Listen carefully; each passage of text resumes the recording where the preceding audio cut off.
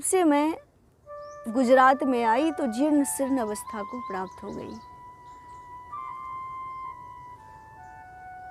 वहाँ से चल के मैं वृंदावन आई तो वृंदावन धाम धन्य है। जहाँ मैं आई तो मैं युवती हो गई और ये दोनों मेरे पुत्र जो युवक थे सो वृद्ध हो गए और मैं इसी दुख से दुखी हूँ कि आखिर ये मेरी दशा कैसे हुई। हे महाराज, हे नारद जी, होना तो ये चाहिए कि माँ बूढ़ी हो और बेटा जवान हो, लेकिन मेरे साथ उल्टा हो रहा है। मैं ही जवान हो गई और मेरा बेटा ही बूढ़ा हो गया और इसी दुख से मैं बहुत दुखी हूँ। आप तो संत हैं और संत के तो दर्शन मात्र से दुख दूर हो जाते हैं। सो मेरे पुत्रों के वृद्ध होने का कारण बताइए। नारद जी तो परम ज्ञानी हैं, एक क्षण में सब कारण समझ गए। नारद जी ने कहा कि देवी तुम चिंता मत करो, तुम्हारी जो ये दशा हुई है ये समय के प्रभाव के कारण हुआ है, क्योंकि अभी धरती पर घोर कलयुग आ गया है और कलयुग में न कोई ज्ञानी है न कोई बैरागी है। वृंदावन धाम धन्य है, धन्यम वृंदावनम तेना भक्ति नृत्यति यत्र च। यहाँ भक्ति नाचती हैं, नृत्य करती हैं, इसलिए धन्य है वृंदावन धाम जहाँ तुम पुनः तरुणी हो चुकी हो। पुनस्तम तरुणी नवा, तो तुम तरुणी हो गई हो। ये इस धाम की महिमा है। लेकिन वृंदावन में तुम्हारे दोनों पुत्रों का कोई ग्राहक नहीं है, न यहाँ कोई ज्ञानी है और न कोई बैरागी है, इसलिए इन दोनों की वृद्धावस्था आ गई है। हे देवी तुम चिंता मत करो, मैं तुम्हारे दुख दूर करने का प्रयास जरूर करूँगा। और एक बात है, तुम इतनी चिंता क्यों करती हो? भगवान श्री कृष्ण कहीं चले थोड़े ही गए हैं, वो तो यही हैं। तुम भगवान का स्मरण करो, तुम्हारा दुख दूर हो जाएगा। और देवी मैं संत हूँ और मैं तुम्हें आश्वासन देता हूँ, मैंने अगर तुम्हारा लोक में प्रचार नहीं किया तो मैं हरि का दास नहीं।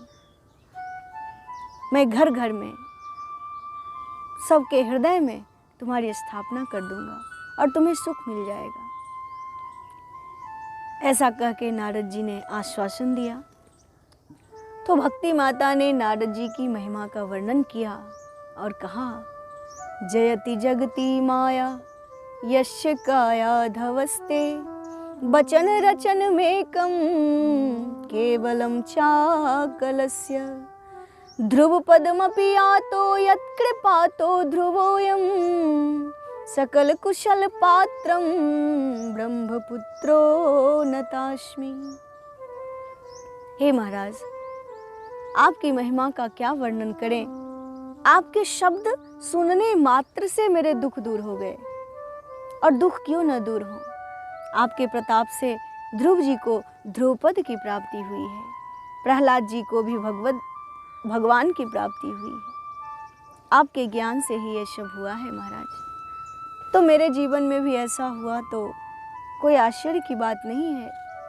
लेकिन मेरे अभी इन दोनों पुत्रों में अभी तक चेतना नहीं आई है, अभी तक ये सो ही रहे हैं। नारद जी महाराज ने कहा कि ठीक है, मैं तुम्हारे पुत्रों को जगाने का प्रयास करता हूँ। और नारद जी महाराज ज्ञान और वैराग जो जमीन पर सो रहे थे, उनके कान में जोर जोर से वेद वेदांत की ध्वनि किए, बार बार गीता पाठ करके सुनाया।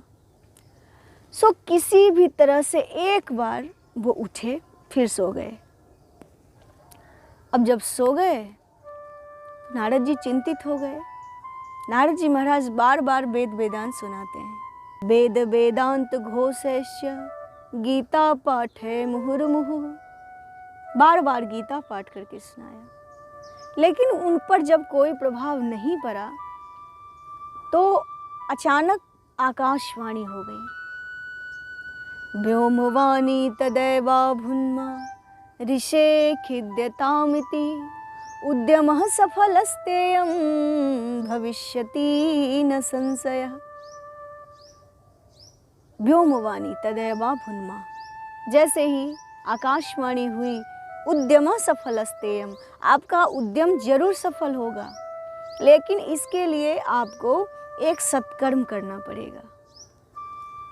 एक सत्कर्म करना पड़ेगा, ये आकाशवाणी ने कहा, लेकिन क्या सत्कर्म करना पड़ेगा ये नहीं कहा।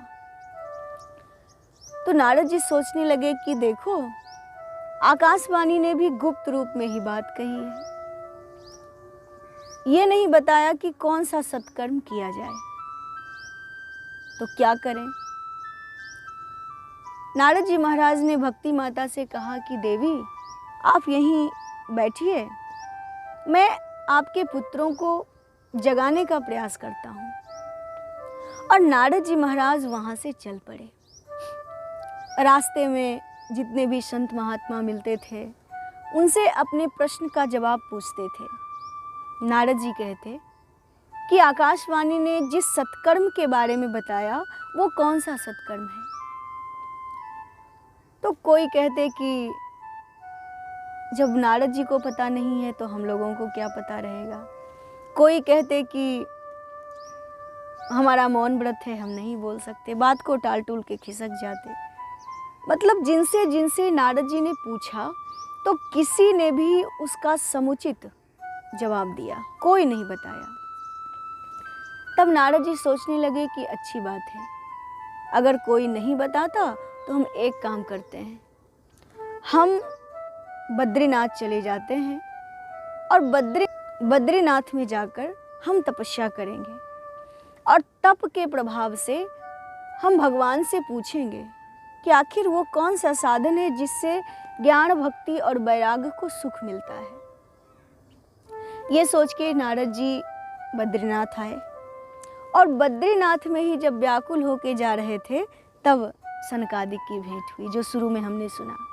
सनकादिक जी ने कहा कि कहाँ जा रहे हैं आप, और आपके जैसे आसक्ति रहित पुरुष के लिए इदानीम शून्य चित्तोसी, आपके हृदय में किसी प्रकार की कोई कामना नहीं है, आप तो मुक्त पुरुष हैं, तो आप ऐसे व्याकुल होके परेशान होके कहाँ जा रहे हैं। नारद जी महाराज उनसे अपना दुख बताए और कहे कि महाराज ये मेरी कहानी है और मैं इसीलिए यहाँ से जा रहा हूँ, सो आप बताइए कि कौन सा ऐसा साधन करें जिससे भक्ति, ज्ञान और वैराग्य सुखी हो जाएं। तो सनकादिक जी ने कहा कि महाराज भक्ति, ज्ञान और वैराग्य को पुष्ट करने का, उन्हें सुखी करने का सबसे प्रमुख साधन है श्रीमद् भागवत महापुराण का सप्ताह यज्ञ। नारद जी महाराज कहते हैं कि महाराज मैंने भक्ति के पुत्रों के कान में वेद वेदांत घोषयस्य, बार बार वेद वेदांत की ध्वनि सुनाई, गीता पाठैर मुहुर मुहुर, गीता पाठ बार बार किया, लेकिन जब वेद वेदांत के ध्वनि से उन पर कोई प्रभाव नहीं पड़ा तो भागवत तो वेदों के सार हैं, भागवत सुनने से कैसे प्रभाव पड़ जाएगा।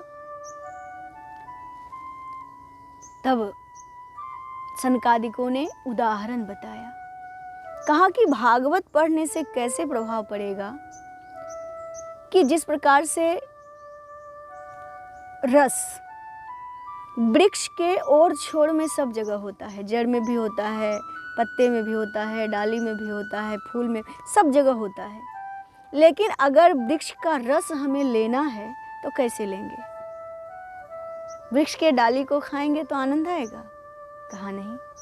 पत्ते को खाएंगे तो अच्छा लगेगा, कहा नहीं। तो कहा कि जब रस का आनंद लेना है, मतलब कि जब वो रस एक फल के रूप में परिणत हो जाता है तब खाने में स्वादिष्ट लगता है। उसी प्रकार से वेद वेदांत जो हैं वो वृक्ष के समान हैं, डाली पत्ते आदि हैं, और श्रीमद् भागवत जी जो हैं सो उस वृक्ष का परिपक्व फल है। और जब हम उस फल का आस्वादन करेंगे तो हमें निश्चित रूप से अच्छा लगेगा, सुख लगेगा। इसलिए हे नारद जी, आप भक्ति ज्ञान और वैराग को सुखी करने के लिए श्रीमद् भागवत महापुराण का पारायण करिए। दूसरा उदाहरण, कहा कि ईख तो आप लोग देखे होंगे, गन्ना, गन्ने के और छोर में रस होता है, लेकिन जब उसका रस निकाल के एक सुंदर मिठाई के रूप में बना के पाते हैं तो एक आनंद होता है, और ईख को चबाएंगे तो उतना आनंद नहीं आता जितना उसका सार निकालने के बाद आता है। उसी प्रकार से दूध में घी होता है, लेकिन घी का काम दूध कर सकता है? नहीं कर सकता। जैसे दीपक जलाना पड़ेगा और कोई कहे कि दीपक में दे दो दूध, क्योंकि दूध में तो घी है, क्या जलेगा? नहीं जलेगा। उसी प्रकार से दूध में घी होता है तो घी उसका सार है, दूध का सार है, वो जब निकलेगा तभी सुख मिलेगा। उसी प्रकार से श्रीमद् भागवत जी वेद के सार हैं। सो आप भागवत कथा सुनाइए, जिसके प्रताप से सुख मिलेगा। नारद जी महाराज बहुत खुश हुए। नारद जी ने कहा कि हमें इसका पारायण कहाँ करना चाहिए, जगह क्या है? तो सनकादिक जी ने बताया कि हरिद्वार में आनंद नाम का घाट है, गंगा जी के तट पर। वहाँ नवीन बालू बिछी हुई है, सुनहरे कमल की सुगंध आया करती है और बहुत ही सुरम्य स्थान है। वहाँ बैठ के आप कथा का प्रारंभ करिए और मैं कथा कहूँगा, आप सुनिए। भक्ति माता खुश हो जाएंगी और आ जाएंगी। तब सनकादिक जी के साथ नारद जी हरिद्वार में आनंद नाम के घाट पर आए और यहाँ आके कथा का प्रारंभ हुआ। वेद व्यास जी के आसन पर सनकादिक बैठे और नारद जी को मुख्य श्रोता बनाया, क्योंकि जहाँ भी भागवत होती है तो एक मुख्य श्रोता जरूर होते हैं। तो नारद जी मुख्य श्रोता बने और जैसे ही कथा का प्रारंभ हुआ, पूरे संसार में हल्ला हो गया कि हरिद्वार में भागवत कथा है। बड़े बड़े ऋषि मुनि महात्मा सब लोग अपने अपने आश्रम को छोड़कर कथा सुनने आए। कुछ लोग नहीं भी आए तो भृगु ऋषि ने उन्हें कह के बुला लिया। इस तरह से बहुत सुंदर कथा का आयोजन प्रारंभ हुआ। सप्ताह यज्ञ। अब सनकादिक बड़े मधुर स्वर से प्रथम स्कंद से कथा का प्रारंभ किए और कथा के महिमा का जब वर्णन करने लगे, उसी समय भक्ति माता ज्ञान और वैराग्य को लेकर वहां प्रकट हो गई। भक्ति सुतो तो तरुणो गृहीत्वा प्रेमैक रूपा सहसा विरासीत। श्री कृष्ण गोविंद हरे मुरारे नाथेति नामानि मुहुर्वदन्ति। भक्ति माता जैसे प्रकट हुई, श्री कृष्ण गोविंद हरे मुरारे, हे नाथ नारायण वासुदेवा, भगवान नाम का उच्चारण करती हुई नृत्य करने लगी। सनकादिकों के सामने नारद जी बैठे थे। नारद जी को आश्चर्य हुआ कि भक्ति को तो मैंने वृंदावन में छोड़ दिया था, ये यहाँ कैसे आ गए। नारद जी ने कहा, महाराज धन्य है, भक्ति माता यहाँ कैसे आई? तो सनकादिकों ने कहा, हे नारद जी, ये भक्ति देवी अभी अभी कथा के अर्थ से निकली हैं। नारद जी महाराज बहुत प्रसन्न हुए। सनकादिक जी ने कहा, भक्ति माता भागवत की कथा धन्य है जो भक्ति को प्रकट कर देते हैं। अब भक्ति माता ने कहा कि महाराज, मैं तो यहाँ आ गई, आपने मुझे सुखी किया, भागवत के प्रताप से मेरे दोनों पुत्र भी सुखी हो गए। अब आप मुझे बताइए कि मैं क्या करूं। तो सनकादिक जी ने कहा कि हे देवी, आप भगवत भक्तों के हृदय में प्रवेश कर जाइए। तो भक्ति माता सबके हृदय में प्रवेश कर गई और जिनके जिनके हृदय में भक्ति का प्रवेश हुआ वो सारे लोग आनंद से विभोर हो गए, क्योंकि केवल भक्ति ही आनंद देने वाली है। नारद जी महाराज ने कहा था, सकल भुवन मध्य निर्धनास्तेऽपि धन्या निवसति हृदयेषां श्रीहरेर् भक्तिरेका हरिरपि निजलोकं सर्वथा तो विहाय प्रविशति हृदयेषां भक्तिसूत्रोपनद्धः। नारद जी महाराज ने कहा कि सकल भुवन मध्य, समस्त संसार के मध्य में निर्धनास्तेऽपि धन्या, निर्धन होने के बाद भी वो जीव परम धन्य है जिनके हृदय में भगवान की भक्ति निवास करती है। सारे लोग बहुत आनंदित हुए, बहुत प्रसन्न हुए।